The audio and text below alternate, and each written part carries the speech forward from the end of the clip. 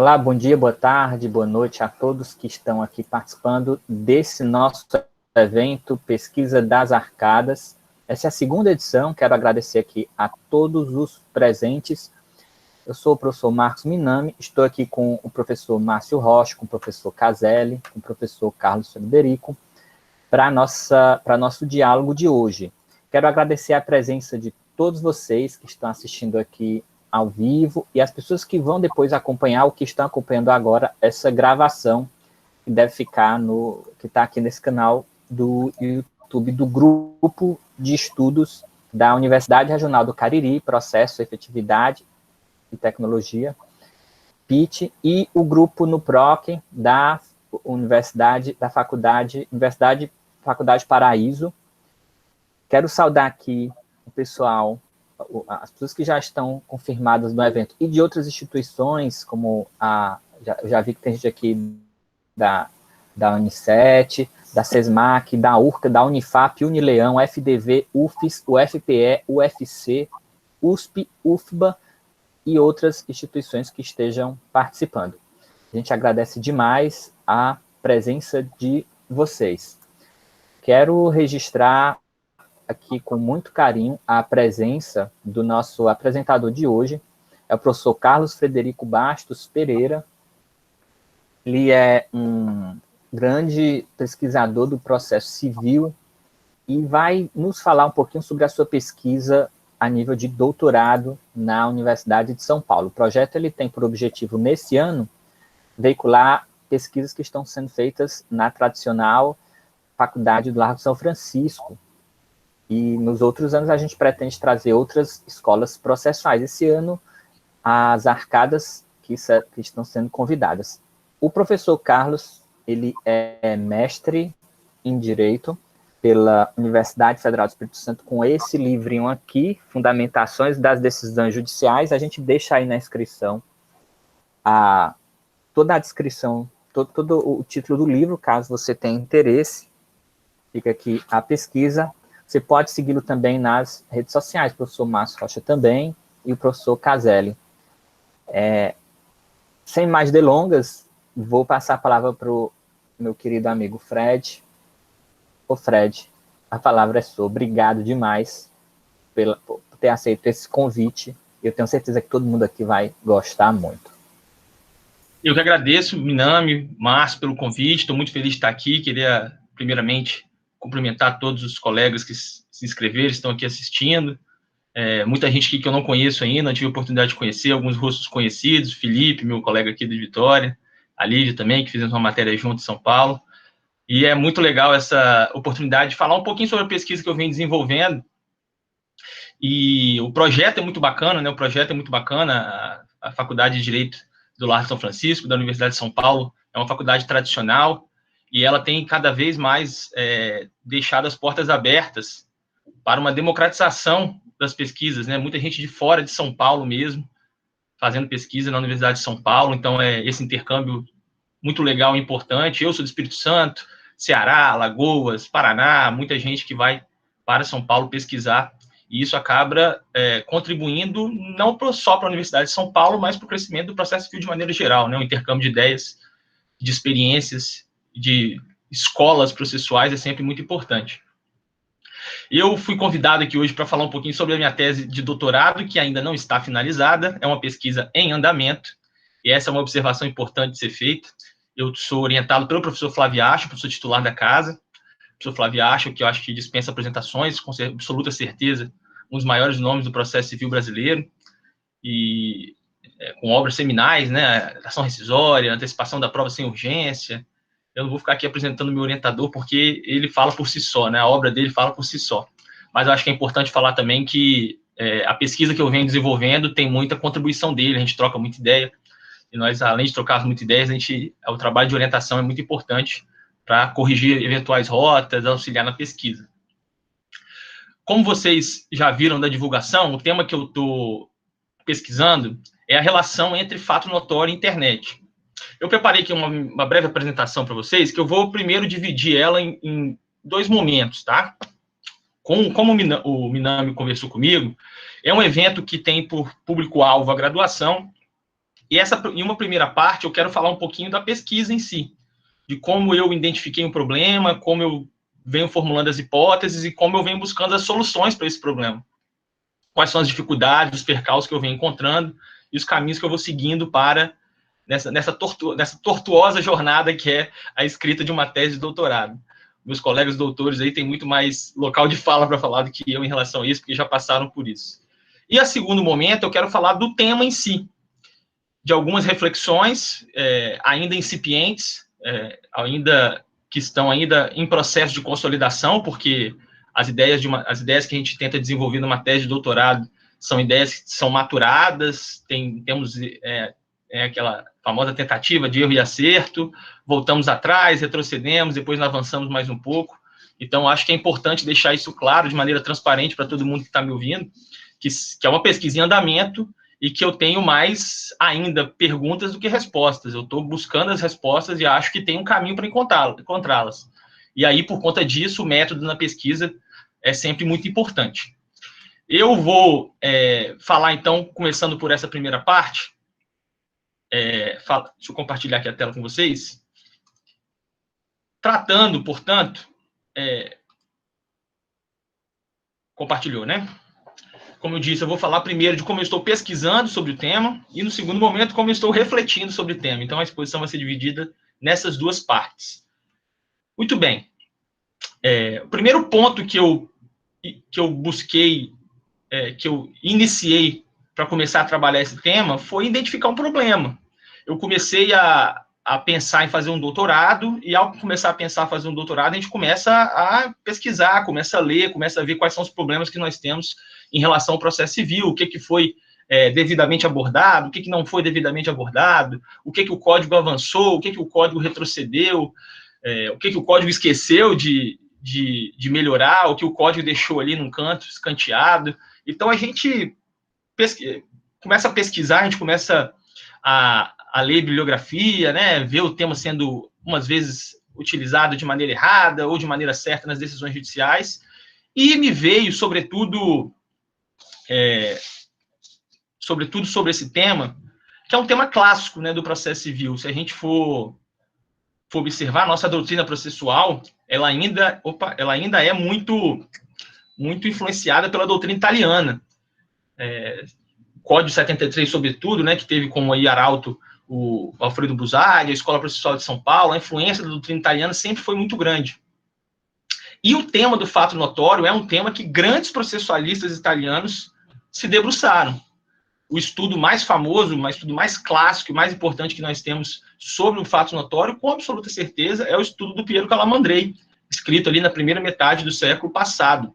Mas sendo um tema clássico de processo civil, muito estudado pela doutrina italiana e também regulamentado nos principais códigos, né, que influenciam a nossa tradição, o código português, temos também a regulamentação no código espanhol. E essa doutrina clássica sempre trabalhou o problema do fato notório, que me chamou a atenção, porque isso não tem uma exata correspondência com a doutrina mais contemporânea. Nós vemos muito mais trabalhos aí de outros temas do que de fato notório, embora o tema do fato notório tenha alguns escritos feitos por importantes processualistas. Como eu disse, aí a doutrina é mais antiga, sobretudo porque é da primeira metade do século passado, e isso pode ser, porque eu ainda estou desenvolvendo a pesquisa, pode ser que esteja sendo repetido de maneira um pouco acrítica, vamos dizer assim. Outra questão que me chamou a atenção em relação ao fato notório foi a regulamentação normativa do CPC, que é bastante tímida. Se a gente for pegar o código, no artigo, a única menção que a gente tem ao fato notório está no artigo 374, inciso 1º, dispensando a prova dos fatos notórios. Nada mais é mencionado sobre o fato notório em mais de 1000 artigos do Código de Processo Civil. Não é trazido para a gente, pelo legislador, o que é um fato notório, quando eu identifico um fato notório, quais são as suas características, e apenas fala-se do fato notório em relação a um problema do procedimento, que é o problema da prova, que é dispensada. Mas nada fala o Código em relação à alegação, à impugnação, ao conhecimento de ofício ou não do fato notório. Enfim, todas essas questões estão em aberto. Estando em aberto, nós temos um problema que deve ser solucionado. E um quarto ponto que me chamou a atenção para eu fechar aí o problema de pesquisa que eu queria, são problemas contemporâneos relacionados ao fato notório. Nós vamos falar um pouquinho mais disso na segunda parte, eu espero falar isso com vocês, mas é notório o fato de que a internet e os meios de comunicação influenciam, de alguma maneira, a concepção de notoriedade. Fatos são menos ou mais conhecidos, são menos ou mais acessíveis a qualquer sujeito da sociedade, seja ele o juiz, seja ele advogado, seja um sujeito que não está envolvido no processo, enfim. Fatos são mais acessíveis, são mais podem ser melhor conhecidos pelos sujeitos da sociedade, por causa da comunicação de massa que nós temos hoje, seja por meio da imprensa, seja por meio da internet. Então, está tudo ali no mouse do computador, está tudo ali no clique do celular, no touch do celular, a gente pode ter acesso a fatos e podemos conhecer de fatos que nós jamais pensamos em conhecer, podemos ter acesso a eles, podemos estudá-los, podemos conhecer suas minúcias, e isso, para fins de identificação de um problema de pesquisa, é muito importante, porque a gente tem um problema que surge. Em que medida essa influência é feita? A maior acessibilidade nessa difusão digital de informação que nós temos torna o fato menos ou mais notório? Isso tem alguma influência? Mais importante ainda, qual é a consequência processual disso para a ordenação, né, a divisão de trabalho entre juiz e partes? O juiz pode acessar a internet para resolver um problema de fato, as partes devem, quando forem juntar algum documento extraído da internet, como que elas devem juntar esse documento? Elas devem formalizar, devem preservar a sua autenticidade. Então, vários problemas surgem a partir justamente dessa difusão, primeiro dessa implementação e consolidação, e em um segundo momento dessa difusão massificada de conhecimento e informação digital, por meio da imprensa, por meio da internet. Então, tudo isso me levou a perceber que nós tínhamos um problema. E um problema que me leva a formular algumas hipóteses. E pesquisando o tema, só para trazer para vocês, olha só. Decisão aqui do Conjur, né, a fonte é do Conjur, do consultor jurídico, uma informação de que o STJ manteve uma condenação e indenização por acidente que foi definida, a condenação, com a ajuda do Wikipedia. Com a ajuda das informações aí do Wikipedia, percebeu-se, né, o STJ confirmou que o trecho onde aconteceu o acidente era responsabilidade da concessionária privada, definindo, portanto, quem era o sujeito processual que deveria ser alvo da condenação. Vejam só como todos esses problemas que eu identifiquei têm uma repercussão pragmática muito importante, um julgado recente aí de meados de abril, agora desse ano. O Wikipedia, aí a gente faz as perguntas em cima desses fatos, né? O Wikipedia é uma fonte confiável de informação? A informação sobre um determinado fato, por constar do Wikipedia, é um fato notório? Sendo notório o fato, não é possível a produção de prova, nem a sua contestabilidade, porque se o fato notório dispensa a prova, como que eu vou comprovar, como que eu vou impugnar a sua existência? Eu posso, pelo menos, impugnar a sua notoriedade, não a sua existência? Mais uma vez, muitas perguntas surgem em detrimento de resposta que nós não temos. Nós podemos, inclusive, analisar esse problema sob diferentes vieses e diferentes perspectivas, né? Os poderes instrutórios do juiz de fazer uma investigação judicial na internet, ou então a natureza jurídica desse documento eletrônico que está aí, dessa informação eletrônica, que é essa informação da internet. Eu preferi fazer um recorte metodológico no meu trabalho, analisando esse problema à luz do conceito e do regramento processual de fato notório. Mas, repito, muito mais problemas do que soluções, eu acho que estão aí à vista no primeiro momento. Outro caso importante aí, um caso importante que está está na ordem do dia, né? Juízes usam informação falsa sobre o OMS para fundamentar decisões. 2 juízes da cidade interior paulista, só para contextualizar, né? Usaram falsas informações que eram atribuídas ao OMS no tocante às medidas sanitárias que estão sendo impostas aí por conta da pandemia. E eles afirmam aí que o lockdown, né, a estratégia do lockdown, ela não é uma estratégia efetiva, e por conta disso eles podem ter anulado um decreto, não anulado o outro decreto estadual, municipal, nesse sentido. Mais uma vez, em que medida informações disseminadas na internet são notórias? Em que medida de informações disseminadas na imprensa podem ser verdadeiras ou não? Em que medida isso dispensa uma produção de prova ou dispensa, pelo menos, o ônus de impugnar pela parte contrária, ou o dever de o juiz ser, pelo menos, certificar que essa informação sobre esses fatos é verdadeira ou não? Repito, muitas perguntas surgem a partir desses problemas, mas eu acho que a gente não tem ainda soluções satisfatórias. Tratamos de uma maneira muito praxista, para a gente usar um termo mais academicista, mas vamos tocando como é que a prática resolve esse problema e depois a gente pensa com um pouco mais de mais calma. E a partir desses problemas que eu identifiquei, eu busquei, né, pelo menos na parte inicial do projeto, formular algumas hipóteses. E essas hipóteses, elas partem basicamente de duas perguntas. A primeira, a difusão digital do conhecimento muda o conceito de fato notório? O conceito de fato notório ele deve sofrer ou não alguma regulamentação, alguma alteração, alguma modificação por causa de todos esses avanços na difusão digital de conhecimento, nessa fragmentação de informações no mundo contemporâneo? E uma consequência importante também de uma segunda hipótese que eu queria formular, que eu formulo em forma de pergunta, né, é se o juiz está autorizado a buscar informações sobre fatos na internet para julgar a causa, né, para julgar os fatos. Então, eu tenho esses dois problemas. E eu tenho esses dois problemas com essas duas hipóteses que me levam à pesquisa, me levam a buscar as soluções para esse problema. Eu quero saber, então, em que medida essa difusão digital do mundo contemporâneo, por força da internet, da imprensa e de tudo mais, muda o conceito de fato notório, e se o juiz pode buscar informações na internet para julgar os fatos, porque isso é o que está acontecendo hoje. O que está acontecendo hoje é o juiz, né, sua equipe, seus assessores, eles acessam a internet. Se eles usam conhecimento sobre fatos que vem da internet ou não, isso é um outro problema. Se eles usam e expõem na fundamentação que usaram essa informação, isso também é outro problema.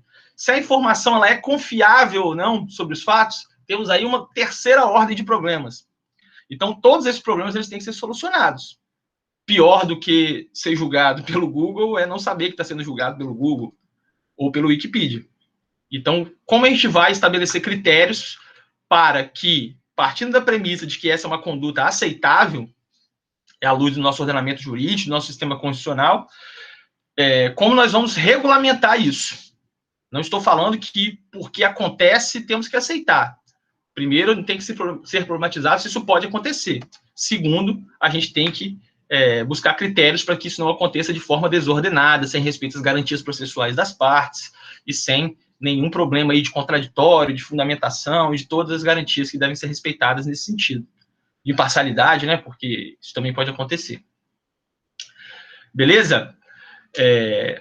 Minami, não sei como você pensou, né? Se o pessoal quer ir fazendo, Minami e Márcio, quer ir perguntando, ou se a gente faz as perguntas aos finais, mas só para pontuar, né, abrir um parênteses, estou aberto aí, quem quiser fazer um comentário ou outro, ou alguma pergunta, fiquem à vontade.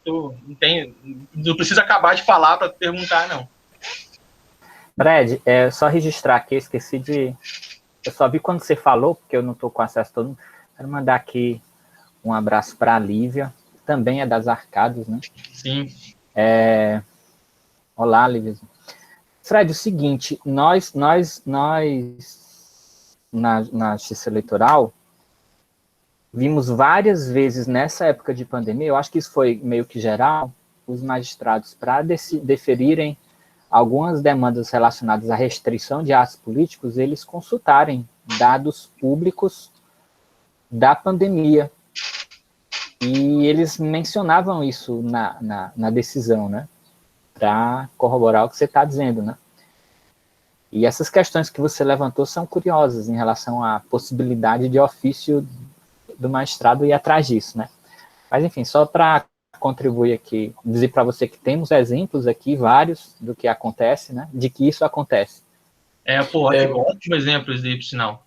Porque... Rapaz, teve um caso aqui, só interrompendo rapidinho, se eu encontrar essa decisão, eu te mando. O juiz disse que o fato notório, num caso de divórcio lá, teria que ser agora, no novo CPC, não sei onde o cara tirou isso, mas que no novo CPC teria que ser provado por ata notarial. O fato notório provado pela notarial. É uma contradição, né? Se eu encontrar essa decisão, eu te mando, porque deve ter algum fundamento lá nesse. É engraçado a gente perceber isso, né? Todo mundo aqui na prática já deve ter tido algum exemplo de alguma informação que foi retirada do juiz ou que foi aportada por alguma das partes extraída da internet. Eu acho muito difícil que ninguém tenha se deparado com isso. Agora, a pergunta que tem que se fazer é a seguinte: em que medida essa informação, né? Porque a informação sobre um fato, ela é confiável. Em que medida ela não viola nenhuma das garantias das partes? Porque a gente tem um princípio, né? Os modelos processuais, né? Em relação ao aporte de fatos ao processo, a gente tem uma divisão de trabalho muito clara. Quem aporta fatos aos processos são as partes. O juiz é um ignorante em relação aos fatos. É por isso que, havendo dúvida sobre ele produz prova, para depois valorá-la e tirar a sua conclusão. Porém, com essa noção mais contemporânea, existem muitas situações em que o juiz pode se valer dos seus poderes instrutórios, mas os seus poderes instrutórios são poderes de investigação de novos fatos ou são poderes de corroboração de fatos já aportados pelas partes. Isso tudo muda de figura completamente à luz da possibilidade de investigação judicial perante a internet. Recentemente, na Folha de São Paulo, saiu uma matéria de que juízes trabalhistas estavam recebendo cursos de formação com Polícia Federal, delegados e tudo mais, no sentido de fazer pesquisas na internet para que pudessem contraditar ou confirmar ou retificar depoimentos de testemunhas. Complicado. Mas complicado porque está sendo feito aí, o facão está sendo passado e ninguém está se preocupando sobre isso. O que eu acho que o recorte do fato notório pode ajudar é justamente para que isso seja feito com um pouco de mais critério. Em que medida o aporte de fatos e a não produção de provas é devida, em que medida ela não é devida. Vocês aí já deram 2 exemplos, né? Esse caso do divórcio, o caso do sistema eleitoral, dos processos eleitorais aí que fazem referências a dados públicos o tempo inteiro. Esses dados públicos estão sendo extraídos da onde? Só por ser público o dado, ele é confiável? Qual foi a metodologia empregada para fornecimento e exposição desses dados? Então, a complexidade, ela funciona igual uma bola de neve nesse sentido, ok? Muito bem, vamos lá, vamos avançando. Quem quiser interromper, fique super à vontade aí, a gente conversando. E depois de formular essas hipóteses, e agora vocês falaram aí, eu lembrei de 2 casos aqui do Espírito Santo. Por exemplo, fornecimento de medicamento, só para fazer um parênteses, fornecimento de medicamento. Muitas vezes os tribunais pinçam um artigo científico da internet e falam, esse medicamento, embora não esteja autorizado, embora não esteja no rol da Anvisa, tem eficácia científica comprovada. Por que o artigo que ele pinçou da internet representa o consenso da comunidade científica sobre a eficácia daquele medicamento? Lembra daquele caso da pílula do câncer, da UFSCar? Mesma coisa. Exemplo bobo aqui também, olha só, revisional de contrato bancário, financiamento de veículo. Impugnam aí a taxa de juros, dizendo que é abusiva, dizendo que ela tem que se adequar à média do mercado, certo? Ao tempo que foi celebrado o contrato. Aonde que você consulta essa taxa de juros? Site do Banco Central. E aí? Pode o juiz consultar o site do Banco Central para ver qual era a taxa de juros? Ou, se for o caso, é a parte que tem que trazer essa informação. Caso real, que eu julguei enquanto assessor, né? Fiz a minuta enquanto assessor, né? Agora não sou assessor mais. Uma parte que contratou, que comprou uma unidade imobiliária num prédio que se localizava num determinado bairro, propaganda enganosa, o prédio foi construído no bairro vizinho, e o imóvel foi entregue, ela nunca mais voltou lá, e aí, para decidir o caso, a gente queria entender o que estava acontecendo. Aí você abre o Google Maps e vê qual é a distância, né? 1 quilômetro, 2 quilômetros, em que medida isso é possível, em que medida isso não é possível. Resumindo, né, para o resumo da ópera aí, os problemas envolvendo a internet estão acontecendo. Os problemas envolvendo a internet eles estão acontecendo, estão aí na nossa cara, aí, batendo na nossa cara, falando assim, olha só, eu preciso de critérios para que isso seja feito, senão o facão vai ser passado e vai ser passado mesmo, assim, e com arbitrariedade. Eu participei uma vez de uma audiência que o juiz abriu aquele Google Maps para identificar a rua, era um usucapião. Eu disse, mas excelência, as imagens estão atrasadas, não tá mais assim. Ele, não, aqui é a hora, tá na hora aqui, ó. Aquele carrinho do Google vai fazendo essas coisas. Passou em 2014 e a imagem é utilizada ainda como se ela fosse atual. Aí você vai ver hoje lá, você falar para o juiz fazer a inspeção judicial, a avenida foi derrubada, lá não tem mais nada, não tem lote, sumiu. Então é problemático. Fred, oi, diga, claro. Tem uma pergunta aqui, mas eu acho que você aos poucos já está falando sobre isso, do Marcos Novaes, grande Marcos, abraço. Tem uma pergunta. Eu gostaria de saber se é possível impor limites para essa conceituação, justamente do fato notório, porque, pelo que ele entendeu, não há qualquer menção clara no CPC. Eu acho que realmente isso é, inclusive, o seu objeto, né, de trabalho isso, que você está trabalhando. Obrigado, Marcos. Obrigado pela pergunta. E eu vou falar sobre isso na segunda parte, a gente começar a avançar, né, avançar sobre uma base sólida. Estou falando primeiro sobre a pesquisa, mas a gente vai falar sobre isso também. Aí eu lembro da sua pergunta. Aí eu comecei a buscar, só para terminar essa primeira parte, que é a parte da pesquisa, eu comecei a buscar soluções. E como é que a gente busca solução? Lendo, estudando, pesquisando. E eu tive um problema na hora de buscar soluções, porque a bibliografia sobre o tema não é uma bibliografia ampla, é uma bibliografia escassa. Se você pesquisar sobre cooperação, sobre precedentes, você pode ficar 14 anos pesquisando que você não vai ler tudo. Agora, sobre fato notório, a bibliografia é muito escassa. Por exemplo, no Brasil, a única monografia que eu achei sobre o tema é de um autor da PUC de de um autor que escreveu na PUC de São Paulo, Nelson Palaia. Até, ó, quem quiser que tiver interesse, o fato notório. Eu e o Caselli já conversamos sobre isso, né, Caselli? Ele foi orientado pelo professor Arruda Alvim, na PUC de São Paulo. Livro muito bom, mas é um livro do Código 73. Não aborda, por exemplo, esses problemas que eu estou propondo abordar na tese sobre a internet. E uma outra monografia que eu achei sobre o tema, de um jurista uruguaio, Lourenço Carnelli, Leite Notório, que tem até tradução aqui para o português, tradução do Érico Maciel, salvo engano. Isso, Érico Maciel, advogado lá do Rio Grande do Sul. É um livro da década de 50, que é um verdadeiro livro que é uma cruzada, uma batalha contra o fato notório. Ele senta o bambu no fato notório, para usar uma expressão aí mais popular. Ele critica veementemente, acha que o fato notório é algo que tem que ser rechaçado sob qualquer situação, mas é um trabalho da década de 50. Muito bom trabalho, um trabalho extremamente erudito. Fala sobre sociologia, fala sobre filosofia, fala sobre processo, sobre direito, mas é um trabalho que foi escrito na década de 50, e os problemas que existiam naquela época são problemas diferentes do que existem atualmente. E aí, o que eu fiz? Eu falei, eu vou ter que pesquisar a doutrina estrangeira. Se a doutrina daqui é escassa, eu quero saber o que os outros países estão fazendo, pelo menos para a gente ter a título de comparação.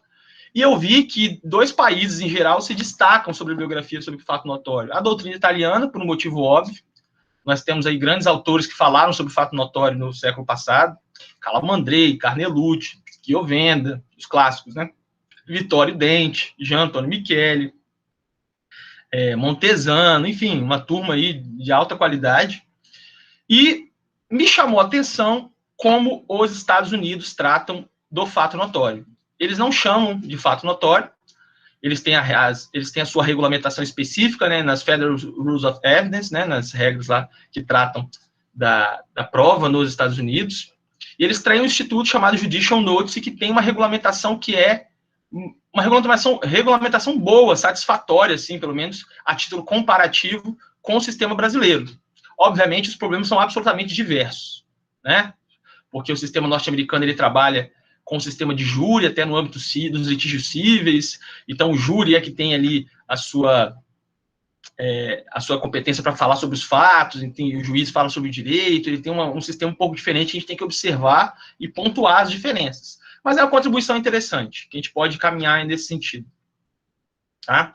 Não é uma contribuição que vai se contrapor aos problemas clássicos adotados por Calamandrei do século passado, mas é uma contribuição do common law dos Estados Unidos, daquela situação específica, eles com aquele viés pragmático que a gente deveria ter, né, deveria ter mais no nosso processo civil.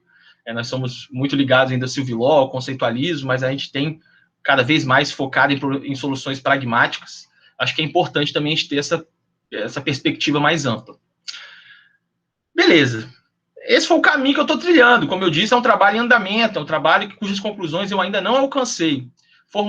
Identifiquei os problemas, formulei hipóteses, estou buscando soluções. Mas eu vou poder fazer aqui nessa segunda parte agora algumas descrições a título de reflexão sobre como eu venho desenvolvendo a pesquisa, sobre os problemas que eu quero me atentar em relação ao fato notório, tá? Que eu acho que são importantes. Deixa eu compartilhar aqui. A primeira pergunta que a gente tem que fazer é o que é um fato notório. Como é que a gente pode conceituar um fato notório? E aí, a gente tem que ter em mente algumas considerações que devem ser feitas. Primeiro, o fato notório ele não é um conceito processual, ele é um conceito extraprocessual. O que é processual é a consequência da notoriedade, porque notório, um fato não tem que ser comprovado. Mas a notoriedade, as características pelas quais um fato é notório, um fato é revestido de notoriedade, devem ser buscadas fora do processo.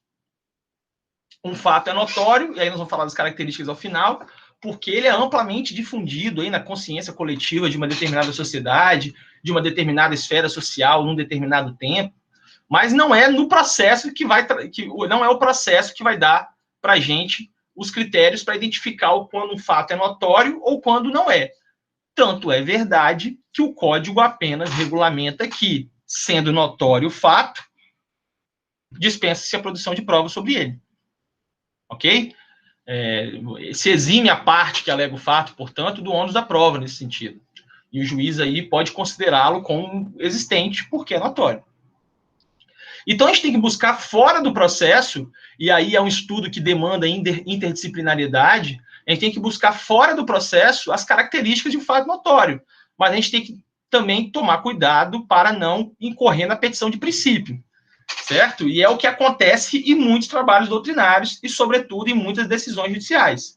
Petição de princípio, né, aquela falácia argumentativa que é traduzida ou representada por um raciocínio circular. O fato é notório porque ele dispensa a prova. E quando que um fato dispensa a prova? Quando ele é notório. Você tem aí, você está saindo de um lugar e dando uma volta e voltando para o mesmo lugar. É como se você girasse a cadeira que você está sentado e voltasse a olhar para a mesma tela do computador. Você não chegou a lugar algum. Então, a gente tem que buscar o conceito de fato notório não na consequência, que é um erro científico também muito grave, né? Você buscar conceituar um determinado instituto, uma determinada categoria, na consequência que ela gera. Porque nós podemos ter institutos diferentes com consequências semelhantes ou iguais. Então, a gente tem que buscar fora do processo algumas características que vão nos auxiliar a identificar um fato notório. Tá? Então, aí, para a gente trabalhar, primeiramente, o que é um fato notório, aí eu vou pular aqui para esse item 4, vou pedir a licença aí para pular para esse item 4 quando falar das características, que é o que o Calamandrei, no seu clássico artigo sobre o tema, fala para a gente do que é necessário para você identificar um fato notório. Mais importante do que ficar nessa petição de princípio, nessa circularidade e nessa imprecisão conceitual, é buscar as características, porque identificando a presença dessas características, nós identificamos a notoriedade. A primeira característica que ele traça, que eu acho que é importante, é uma característica verdadeira, é a relatividade. O fato notório, ele é relativo a um determinado tempo e a um determinado espaço. O que é fato notório hoje pode não ser fato notório amanhã. O que é um fato notório durante o tempo da Primeira Guerra Mundial pode não ser um fato notório atualmente. Se você perguntar daqui a 100 anos sobre os atentados ao World Trade Center, isso pode não ser um fato notório para aquela geração, mas para a nossa, com absoluta certeza, é um fato notório, é um fato marcante. Assim como a pandemia que nós estamos vivendo pode ser um fato notório para as próximas gerações, mas daqui a 200 anos ninguém sabe do que esteja se falando. Ok?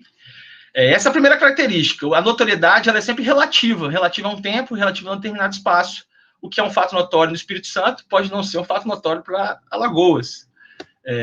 Os alagoanos podem ter consciência ou conhecimento de um fato que nós aqui capixabas jamais teremos, sobretudo por causa das limitações territoriais, e isso muda ou não muda com a internet, com os meios de comunicação. Aí eu já jogo o segundo problema, né? Essa segunda característica, ela é abalada, ela não é abalada? Mas a questão é a seguinte, essa relatividade espacial, ela existe. O que, por exemplo, é um fato notório para todo e qualquer capixaba, que muqueca só capixaba, o resto é peixado. Muqueca baiana não pode ser chamada de muqueca, né? Muqueca capixaba é até um pleonasmo, porque muqueca é só a capixaba, ela não tem uma qualificação. Piadas à parte, deu para compreender qual é o espírito da coisa em relação à relatividade espacial do fato notório. Eu sei que Minami está rindo aí, mas ele é cearense. Minami, ele só fez doutorado na Bahia, então ele não tem local de fala para me criticar nesse ponto, não. Muito bem. O segundo problema, que é característica relativa ao fato notório, é a questão do efetivo conhecimento. E aí eu faço com uma interrogação, né? Eu faço com uma interrogação porque não é necessário o efetivo conhecimento do fato para ele ser notório. Não é porque eu não sei que houve um atentado ao World Trade Center que esse fato não é notório.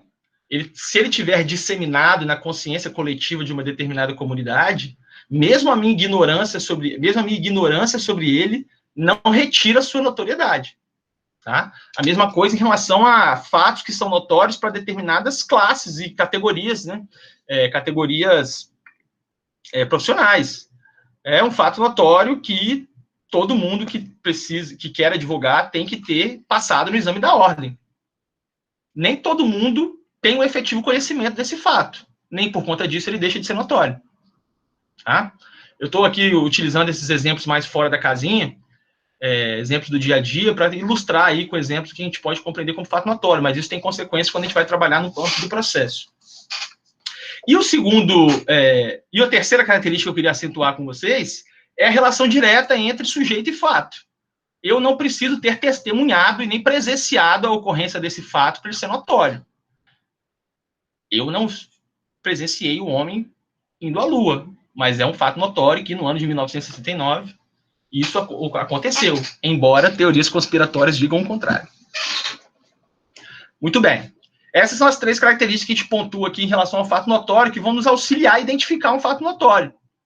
Mas tão importante quanto saber o que é um fato notório, é saber o que não é fato notório.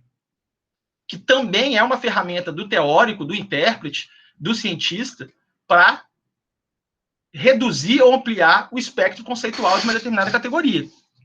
Tá? A mais clássica distinção que é feita com fato notório é a da regra ou máxima de experiência.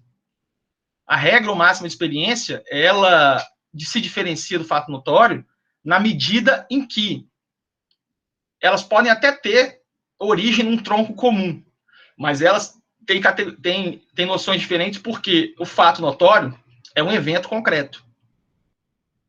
A regra de experiência é uma generalização abstrata, é um juízo, é uma hipótese que, por meio de um método indutivo, você tem um conhecimento vulgarizado que é disseminado na sociedade.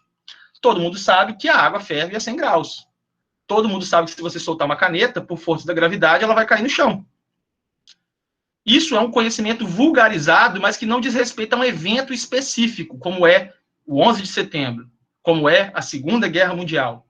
O evento específico é notório porque ele ocorreu no mundo empírico. A regra de experiência, sendo um conhecimento vulgarizado, não se refere a um evento específico. Ela pode se aplicar a diferentes hipóteses específicas. Ela é mais ligada a uma questão de direito, enquanto o fato notório é mais ligado à questão de fato, para a gente usar uma linguagem processual importante. Tá? Inclusive, a regra de experiência é importante na aplicação do fato notório. Porque é uma regra de experiência, porque todo mundo sabe que um fato notório não precisa ser comprovado, porque ele é notório, porque ele está aí introjetado na consciência coletiva de uma determinada esfera social, de uma determinada sociedade ou comunidade. Então, a gente tem essa distinção aí que é muito importante. Mas outra distinção que é importante que a gente faça também em relação ao fato notório é o conhecimento privado do juiz.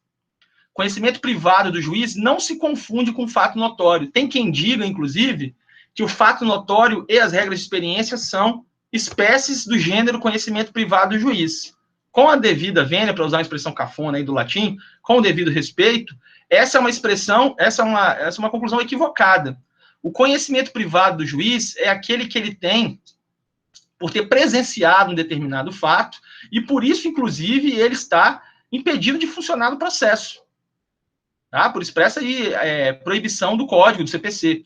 Se o juiz presenciou um determinado acidente, ele funcionará como testemunha e não terá aí a neutralidade, ou melhor dizendo, neutralidade não, toda a imparcialidade necessária para funcionar como julgador. Não se poderia confundir aí, usar a visão do juiz como testemunha para que ele tivesse a altivez aí de julgar o caso de maneira adequada. Então, o conhecimento privado do juiz impede, ele é proibido de ser utilizado no processo. O juiz só pode usar o conhecimento que ele possui enquanto agente investido de jurisdição, o conhecimento que ele tem sobre o direito. O conhecimento que ele tem, eventualmente, sobre fatos, se influencia na sua imparcialidade, ele não pode funcionar no processo. Tá? Então, é uma diferença importante de ser feita. Beleza, pessoal? Alguma pergunta até aqui? A gente pode avançar aí para uma segunda parte. Muito bem. Ainda está compartilhado? Está compartilhado. Eu trouxe para vocês, então, um conceito clássico aqui do Calamandrei, no seu artigo, que é de 1925, antigo, né? Em Pela Definizione del Fatto Notório, publicado na famosa revista, né, de Diritto Processuale, que fala que consideram-se notórios os fatos cujo conhecimento faz parte da cultura normal própria de um determinado círculo social, no tempo em que é proferida a decisão. É engraçada a história desse conceito, porque o que acontece? O Calamandrei, ele escreveu esse artigo por ocasião da formulação de um novo Código de Processo na Itália. Ele apresentou um projeto próprio, né, e o Carnelucci, com todas as suas características peculiares, teve um código ali muito influenciado pela sua própria doutrina, obviamente. E o Calamandrei, ele escreveu um artigo para criticar o conceito que o projeto do Código do Carnelucci trazia. Ele falava que o conceito estava equivocado. E o engraçado é que nenhum nem outro saiu vitorioso, porque o Código de 1940 da Itália, ele acabou não incorporando o conceito de fato notório. Ele apenas disse, e isso é interessante a gente observar, porque isso vai também nas legislações latino-americanas, inclusive no Brasil. E ele diz que quem tem o dever de aportar fatos ao processo é a parte. São as partes que vão aportar fatos ao processo. O juiz, ele não pode aportar fatos ao processo, salvo aqueles que derivam da scienza experienza, né? A experiência comum. O que isso quer dizer? Como interpretar a experiência comum? Experiência comum quer dizer só fato notório? Experiência comum quer dizer regra de experiência? Quer dizer os dois? Quer dizer conhecimento privado? E aí, a doutrina italiana começou a discutir aí posteriormente, tem o Montesano, Vittorio Dente, por sinal, que acha que o fato notório não está incluído nesse conceito, e isso vai ter uma repercussão quando a gente entende aí a regra de experiência para o Código do Brasil. O Código do Brasil, por sua vez, vale a pena a gente pontuar que, para a gente falar dos três, né, do Código 39, 73 e o atual de 2015, sempre trouxe a regulamentação de que os fatos notórios não precisam de prova. Nunca houve um conceito de fato notório, nunca houve uma amplitude da regulamentação processual do fato notório, falando de outros momentos em que o fato notório atua no processo, na impugnação, na alegação, ou na própria decisão judicial, né? Como o juiz valora o fato notório? Ele valora de acordo com as provas produzidas, ele tem que levar em consideração como premissa verdadeira, enfim.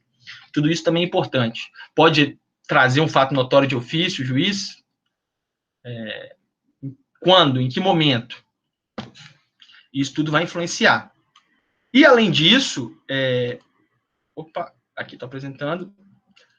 O conceito de fato notório, portanto, ele parte aí desse conceito do Calamandrei, que é um conceito que é bem aceito, tá? Pela doutrina, de maneira geral, tanto a estrangeira quanto a nacional. Mas é um conceito que não foi muito problematizado. E eu grifei aqui algumas coisas para chamar a atenção de vocês, porque ele traz o conceito de conhecimento e o conceito de cultura. Dentro da definição de fato notório, ele traz essas duas expressões que são semanticamente vagas, né? A gente pode ter aí na antropologia um conceito de cultura amplamente debatido, e o conceito de conhecimento na epistemologia também é amplamente debatido, né, na própria filosofia. Então, são dois conceitos que a gente tem que, pelo menos, problematizar. Um fato que faz parte de um ambiente cultural em 1925 é a mesma coisa em 2021? é uma pergunta necessária, mas é uma pergunta necessária de ser feita e que me parece que a resposta já é negativa, né? É obviamente diferente. A gente tem hoje um multiculturalismo muito forte no mundo, né? A gente tem, inclusive, o reconhecimento do multiculturalismo pelos ordenamentos jurídicos. Você vai na Constituição, na Bolívia, que é um país que reconheceu constitucionalmente os sistemas jurídicos dos povos indígenas, você tem esse multiculturalismo não no âmbito meramente antropológico ou social, você tem, inclusive, no âmbito normativo esse reconhecimento. Então, em que medida isso não impacta no conceito de fato notório? O conhecimento em si, né, a palavra conhecimento, que antes era tida como um conhecimento homogêneo, conhecimento facilmente acessível, cede nos tempos contemporâneos a um conhecimento totalmente fragmentado, difundido, altamente controverso, né? Você, hoje, acho que para chegar no consenso sobre o conhecimento é muito difícil, até no âmbito científico. Antes, os consensos pareciam que eram um pouco mais estáveis. Hoje, os consensos eles são derrubados a cada minuto e a cada segundo. A notícia que sai um dia, no outro dia já é diferente. O artigo que um dia é tido como de vanguarda, no dia seguinte já está sendo derrubado. Então, tudo isso contribui para a gente problematizar o conceito de fato notório. Me desculpem se eu estou aqui trazendo mais perguntas do que respostas, porque as minhas angústias são as angústias que eu gostaria de compartilhar. Se vocês tiverem respostas, por gentileza, compartilhem comigo, porque eu quero debatê-las. Eu estou à procura dessas respostas. Muito bem, pessoal. E, parando para pensar no conceito de fato notório, como eu disse para vocês, a gente pode avançar para o regramento processual. Porque tão importante quanto identificar o fato notório é saber como ele funciona na alegação, na impugnação, na comprovação e na cognição do juiz. Porque a única coisa que o código traz para a gente é que o fato notório dispensa prova. Mas o fato notório ele tem que ser alegado obrigatoriamente? Se ele não for alegado, ele pode ser suscitado de ofício pelo juiz? Impugnar o fato, a existência do fato, é o mesmo que impugnar a notoriedade do fato? Eu posso produzir provas sobre o fato, mas eu também posso produzir provas sobre a notoriedade do fato?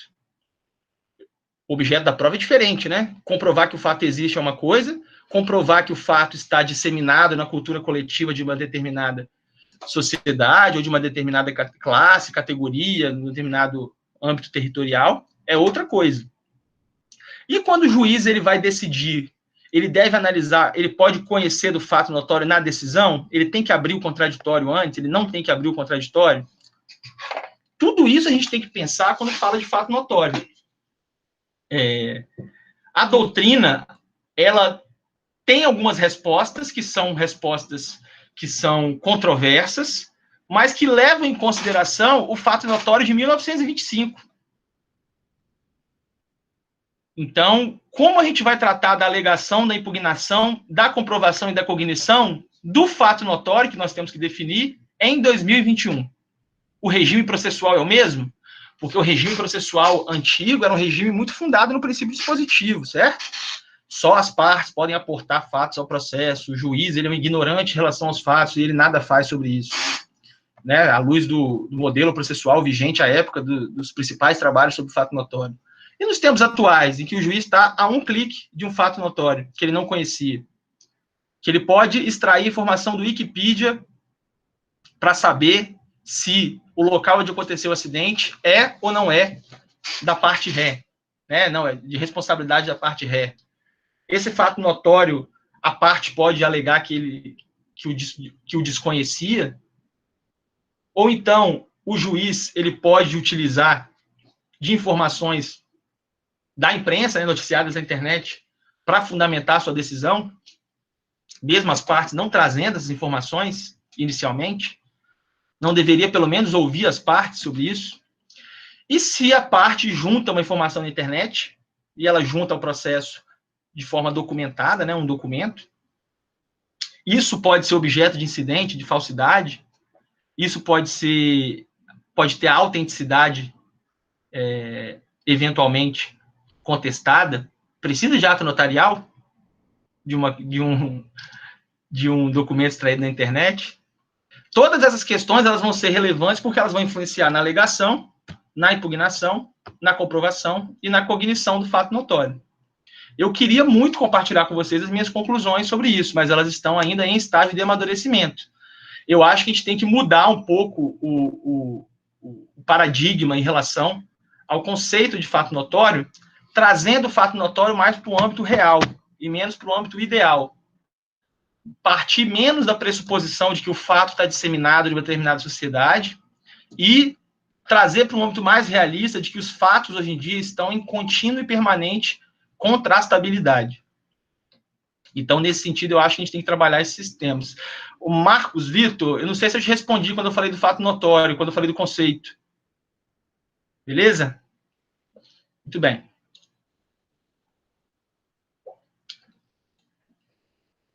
Uma questão interessante, então, pessoal, que surge para a gente é ver como a difusão digital do conhecimento vai alterar esse modelo. Porque a gente tem aí com a internet a proliferação de fatos, nós temos a imprensa, né, a imprensa profissional, o jornalismo profissional, mas nós temos o fenômeno das fake news também, que é um fenômeno contemporâneo, e pode, com absoluta certeza, alterar o panorama do fato notório. De outro lado, nós temos o problema da documentação digital de fatos, né? Os fatos eles estão cada vez mais cada vez mais há uma desnecessidade de documentação dos fatos, porque os fatos eles são permanentemente documentados digitalmente, seja pelo próprio celular, tirando uma foto, por uma gravação, seja por meio de informações que você encontra aí. Se você digitar o assunto X na internet, você tem opinião contrária e opinião a favor desse assunto X que você digitou. Então, em que medida essa informação na internet ela é confiável? E aí a gente muda de paradigma, porque a nossa preocupação ela parte para ser menos dos meios de conhecimento, para mais, partindo mais para uma preocupação. A preocupação, em torno do conhecimento, ela muda de paradigma, porque ela sai dos meios e vai para as fontes. A nossa preocupação tem que ser muito mais com a fiabilidade dessas fontes de conhecimento. O próprio Minami aí deu exemplo no sistema eleitoral de juízes que recorrem a informações públicas para julgar determinados fatos. A informação ser pública, né, ser veiculada por um canal oficial, é um primeiro parâmetro, eu concordo. Ela, com certeza, é uma informação que, prima facie, é mais confiável do que um canal não oficial. Mas não é porque ela é extraída de um canal oficial que ela é confiável. Isso é absolutamente verificado, por exemplo, em outros exemplos, né, a prova pericial. Não é porque um perito, aquele escolhido pelo juiz, disse que a perícia contábil ou a perícia médica é em determinado sentido, que a opinião dele é a correta. Ele pode ter usado um método para fornecer aquela informação de maneira absolutamente equivocada, um método ultrapassado, um método científico ultrapassado. Então, a gente tem que ter uma preocupação muito maior com a fiabilidade dessa fonte do conhecimento e deixar de lado mais esse meio de prova, meio de conhecimento, para que a gente tenha alguma consideração adequada sobre a notoriedade do fato. E, por fim, pessoal, eu termino com esse slide, né? Eu fiz uma apresentação breve, mas uma apresentação que eu tentei jogar todos os meus problemas. Eu termino mais com uma interrogação e menos com uma exclamação. Eu queria terminar com uma exclamação, e eu espero terminar com uma exclamação no dia 17 de janeiro, quando eu preciso depositar a minha tese. Mas eu estou ainda construindo as respostas adequadas para esse problema, e eu acho que isso eu teria que ser transparente com vocês, né? Uma pesquisa em andamento. Mas eu procurei, nesses 40 minutos aí que eu falei, nesses 40 minutos que a gente pôde abordar, alguns problemas que eu tento enfrentar quando a gente aborda o fato notório na contemporaneidade. A gente tem um problema muito grande de ter um tema clássico, importante, com doutrina de peso, falando sobre ela, embora não muito volumosa a doutrina, que não está sendo debatida à luz das mudanças contemporâneas. O meu trabalho busca, ou pelo menos pretende buscar, dar uma arejada nessa discussão e tentar estabelecer critérios para que o conceito de fato notório esteja atualizado de acordo com a difusão digital de conhecimento e, sobretudo, para que nós consigamos, né, nós, a doutrina, pautar critérios racionais para a utilização de informação, de conhecimento de maneira geral, mas sobretudo aqueles que são extraídos da internet, da imprensa, dos meios de comunicação. Eu queria, só para finalizar minha fala aqui, depois dessa interrogação, né, depois dessa decepção, acharam que eu ia dar uma conclusão aqui, eu peço desculpas por isso, mas eu queria agradecer o convite do Minami e do Márcio para falar um pouquinho sobre os problemas da minha tese. Sempre quando a gente dá aula, sempre quando a gente fala sobre o que a gente está querendo pesquisar, a gente consegue, né, desanuviar as ideias na nossa cabeça. E espero que vocês tenham aí, pelo menos, sido picados pelo mosquitinho da dúvida, igual eu tô, em relação a esse tema, e comecem a tentar em relação a isso, porque é um tema muito bacana, é um tema que mexe até com a questão, né, dessa interface entre direito e tecnologia. E, sobretudo, se foi feita a luz aí na cabeça de vocês, e vocês tiverem muitos casos envolvendo juízes e partes que extraem informações na internet, sintam-se à vontade para falar comigo, para a gente debater aí, para a gente conseguir conversar. Valeu, um abraço, estou aberto aí a quem quiser fazer um comentário, alguma coisa, para a gente conversar. Muito bom, valeu, Fred, excelente.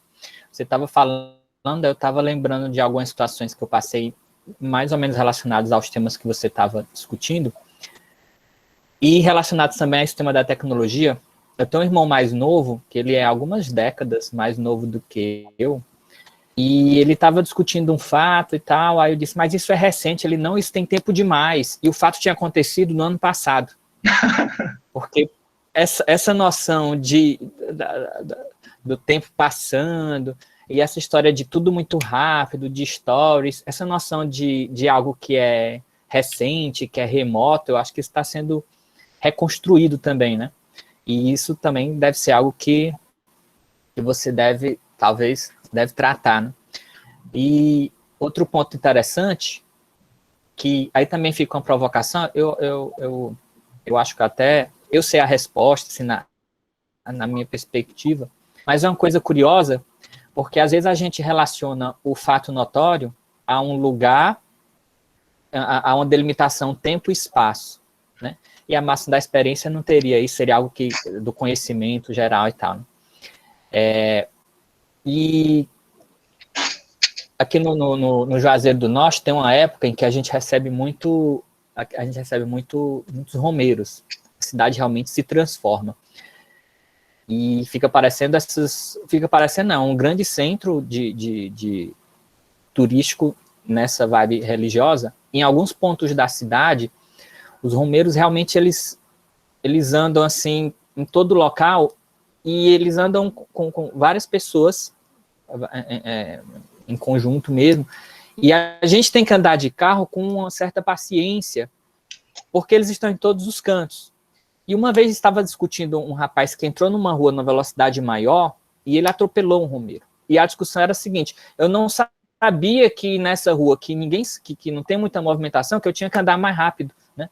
Mas havia essa discussão, mas nessa época do ano todo mundo sabe que você precisa ter cuidado, porque principalmente perto do centro, né?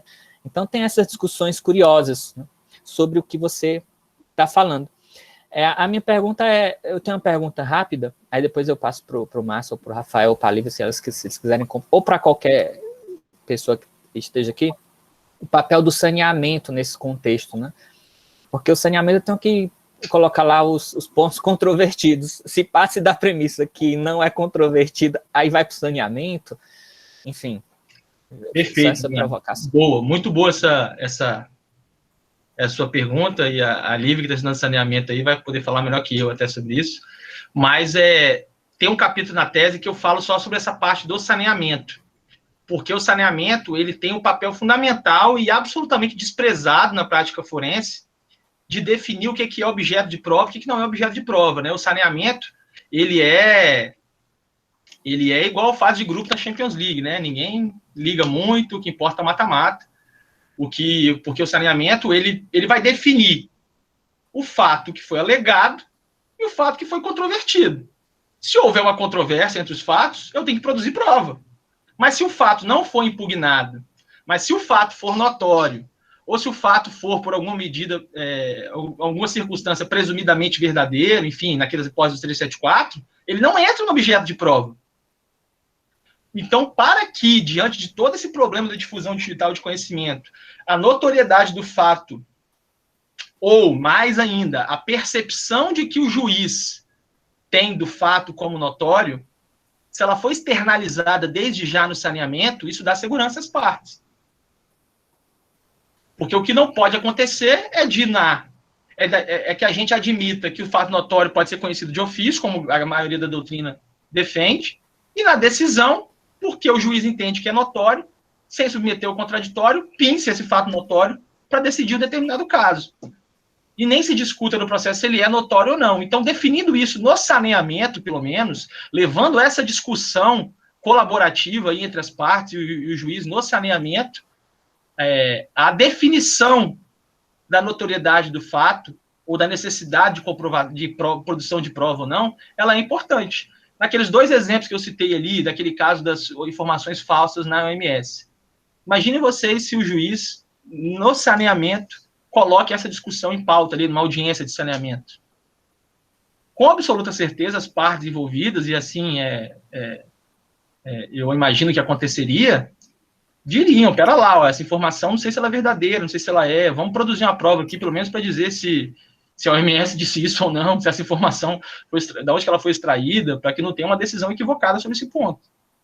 Então, o saneamento, eu estou falando aqui do fato notório, mas o saneamento, de maneira geral, é um elemento de segurança para as partes, para que elas não sejam surpresadas na decisão com questões que não foram eventualmente definidas ali como objeto de prova ou de questões de direito a serem decididas.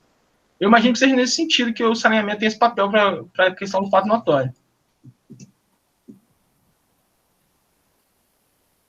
Márcio, tem alguma colocação? Lívia, se quiser falar, viu, Rafael? Não, a Lívia vai falar no próximo, né, menina? Vamos marcar, já que ela está fazendo a pesquisa, já vamos convidar ela.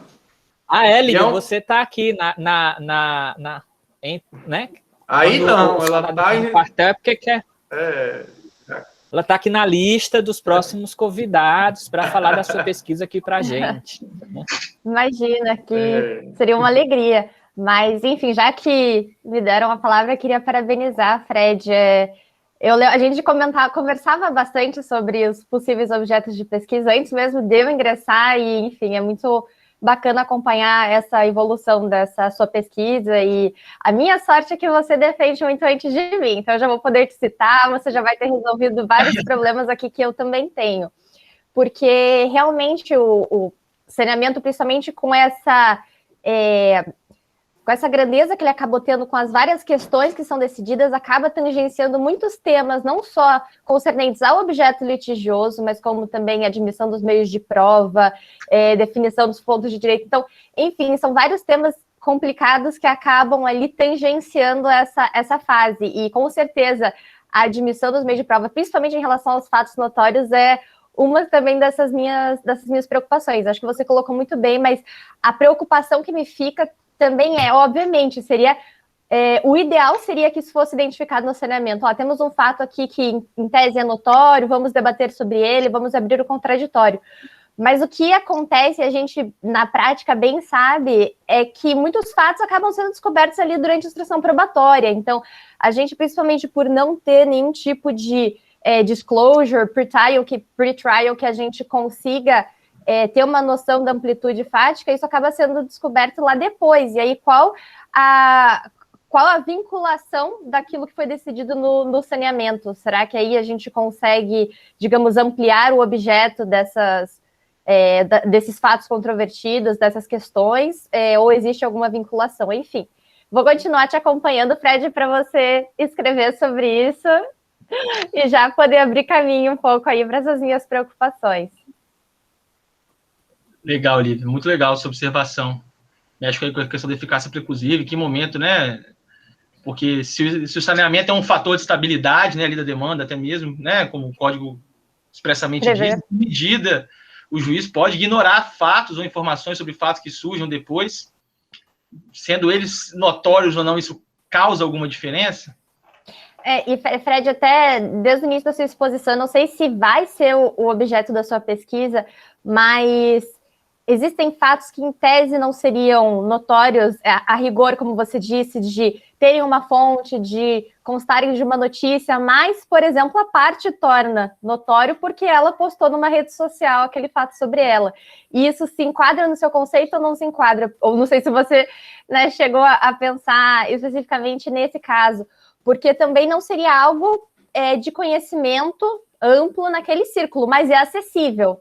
Então, essa acessibilidade o tornaria potencialmente notório. Aqui no Paraná, a gente tem decisões que o juiz foi, em demanda de revisão de alimentos, foi dar uma olhada ali no Facebook para ver as condições do pagador ali dos alimentos, para ver se ele teria condições de pagar ou não aqueles alimentos. Então, ele foi atrás desse fato e, para ele, se tornou notório porque foi publicizado pela própria parte.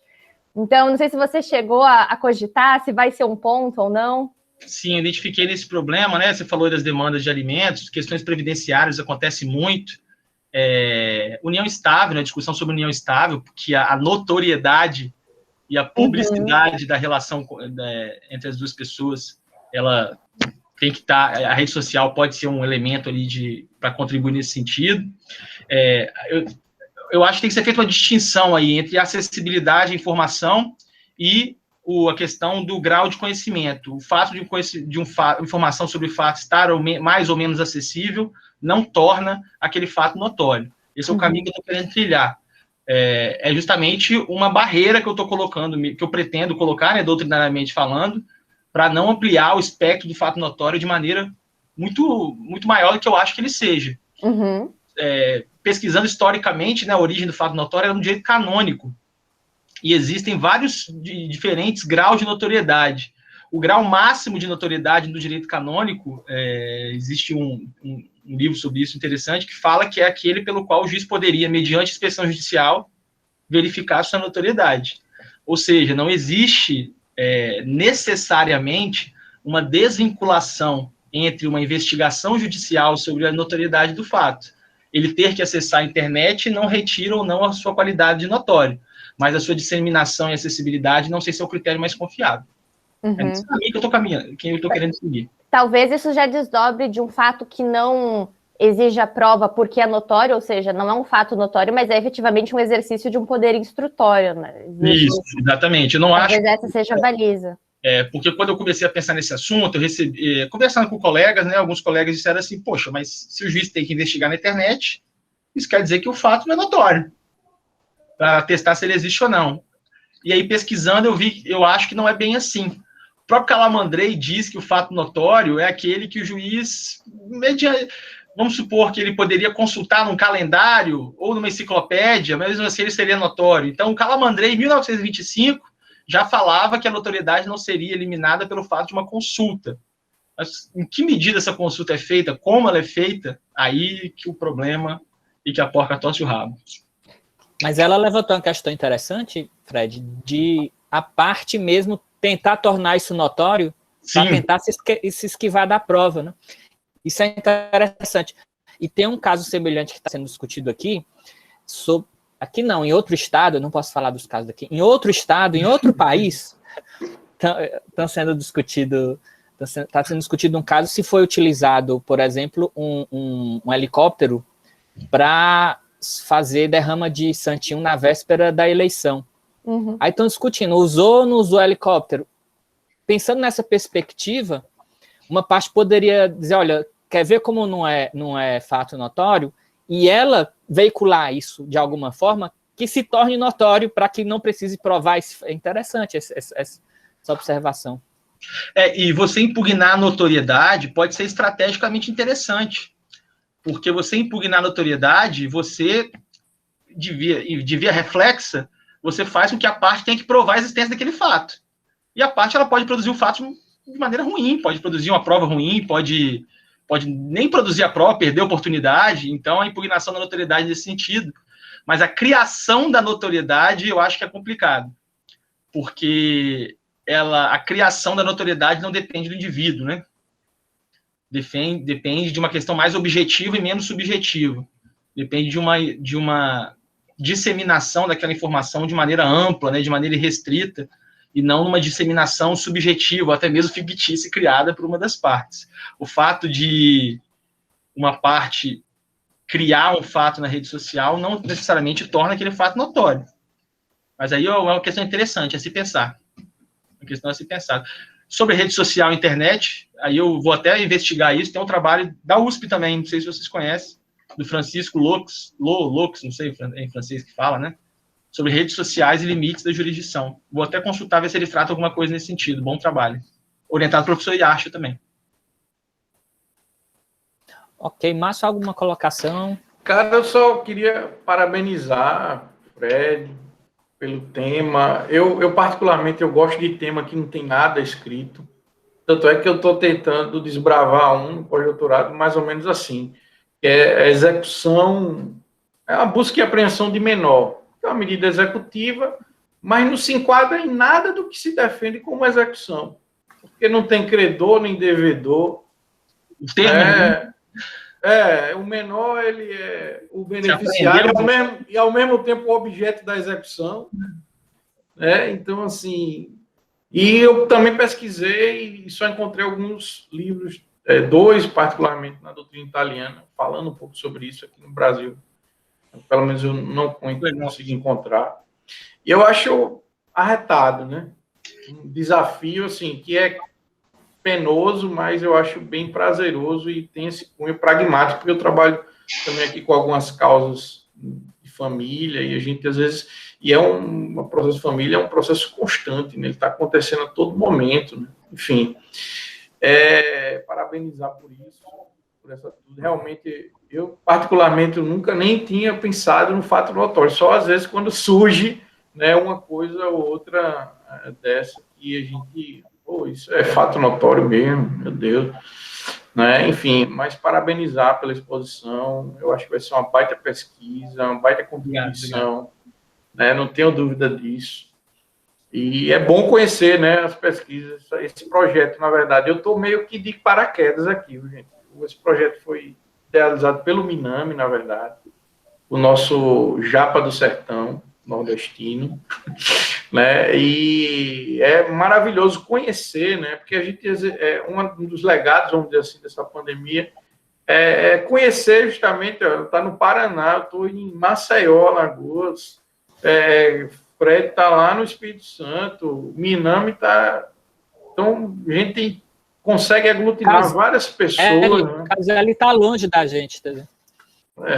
Pela imagem, ele deve estar em Nova York, que é um negócio bem chique ali e tal. Né?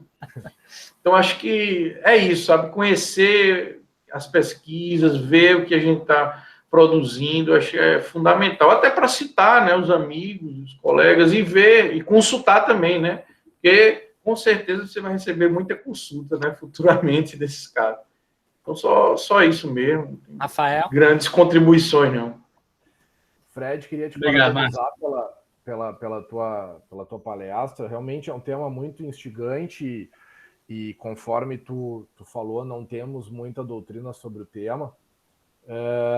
E agora te ouvindo também, como eu ainda não adentrei, estou adentrando na minha tese sobre o fato notório, né, que é uma das hipóteses do 374 que eu vou tratar na tese, que eu não vou aprofundar da mesma forma que tu, evidentemente, mas eu não tinha pensado nessa questão evidente dos meios tecnológicos e o impacto nos fatos notórios, né, uma questão bem interessante mesmo. Cheguei até a dar uma viajada aqui, te ouvindo, pensando na hipótese de uma ação rescisória oriunda de um fato notório posteriormente demonstrado que era falso. É uma hipótese, né? E uma outra questão interessante, que daí eu vou também... Não sei e aí seria um fato novo, né? Seria um fato novo. Exatamente. As possibilidades são as mais amplas, né, dentro do tema.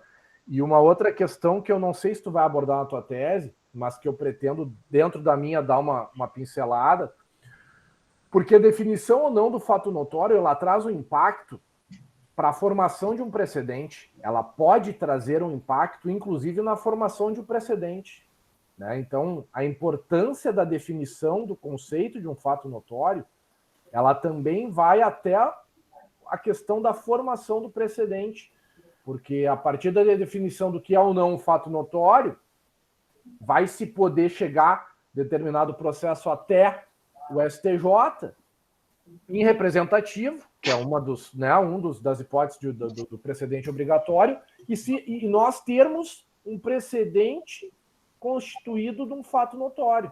Né? Eu acho teu tema excepcional e também estou ansioso pela leitura e queria te parabenizar pela palestra e pelo tema, e também estou ansioso pela leitura. Grande abraço. Valeu, Caselli, obrigado. Só para comentar, né? A gente não falou sobre isso, não falei sobre isso na exposição, mas o controle da notoriedade do fato, seja no âmbito do recurso, seja no âmbito dos recursos ordinários e extraordinários, seja no âmbito das ações impugnativas, também é um tópico da tese que eu pretendo, porque tem limites, né?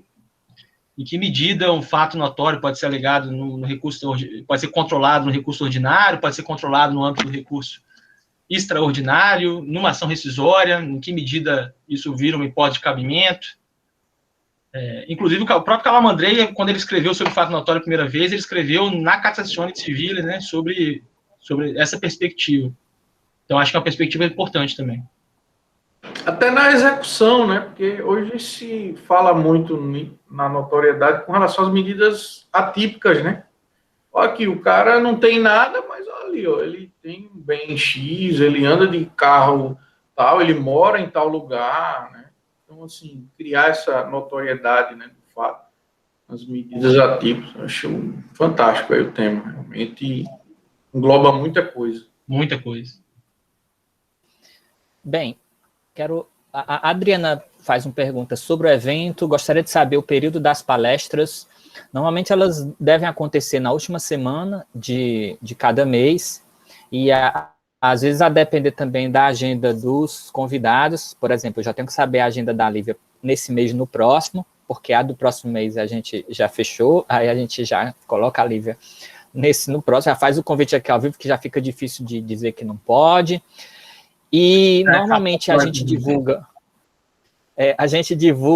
nos dois Instagrams que são ligados ao projeto, @pit.urca, eu acho que vou colocar aqui, nos dois Instagrams ligados ao projeto, temas de direito processual e o do grupo de pesquisa da Universidade Regional do Cariri. Quero agradecer aqui novamente a participação de todos. Muito obrigado, Fred, pela sua disponibilidade. Foi excelente. E acho que evento bom é evento assim, rápido, direto, sem muita enrolação. A gente chega, apresenta, você consegue dialogar com todo mundo. Quem tiver alguma questão, que está assistindo ou agora ao vivo, ou que esteja assistindo a gravação, pode entrar em contato pelo direct. Eu tô dizendo que pode, né, Carlos? Mas, Fred, você não vai depois dizer que não pode. Pode entrar em contato direto lá no direct com o Fred, alguma sugestão, alguma dica, alguma dúvida sobre o tema. Bem, é isso. Obrigado para que a gravação, para ela não ficar também muito grande, e a gente conseguir baixar lá. Obrigado a todos os presentes aqui do Ceará, do Pernambuco, Paraíba, Alagoas, do Paraná, Rio Grande do Sul, Bahia, São Paulo, enfim. Do Iapoque ao Chuí. Obrigado. É isso. Eu dou o evento por encerrado. Tchau, galerinha. Obrigado. Valeu, obrigado, gente.